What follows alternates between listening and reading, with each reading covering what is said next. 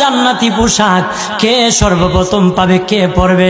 নবী বলেন, আয়েশা রে, জান্নাতি পোশাক সর্বপ্রথম আমি রাসূলুল্লাহ পাবো, কিন্তু আমি নবী সর্বপ্রথম পরব না। সর্বপ্রথম ইব্রাহিম খলিলুল্লাহকে জান্নাতি পোশাক পরানো হবে। কেন জানুনি? ইব্রাহিম নবীকে নমরুদের আগুনে যখন ফেলে দেওয়া হয়েছিল, দুনিয়ার সব ছেড়ে দিয়েছিল, বাড়ি ছেড়ে দিয়েছিল, সম্পদ ছেড়ে দিয়েছিল, মা বাবা ছেড়ে দিয়েছিল, এমনকি গায়ের জামা যখন খুলে নেয়, ইব্রাহিম কয়েক কাপড় ছেড়ে দিতে পারি, আমার আসমানের মালিককে ছেড়ে দিতে পারি না। ওই দিন আল্লাহ ইব্রাহিমের সাথে অঙ্গীকার করেছিল, ইব্রাহিম আজকে তোমাকে সকলের সামনে উলঙ্গ করে লজ্জায় ফেলে দিয়েছি ইব্রাহিম, তারপরে তুমি আমাকে ছাড়ো নাই। আমি কিয়ামতের দিন সকলের সামনে মুসলমান, বেঈমান, কাফের, নাস্তিক যারা তোমাকে উলঙ্গ করেছিল, তাদের সামনে আমি আল্লাহ আনুষ্ঠানিকভাবে তোমাকে কাপড় পরায়া দিব।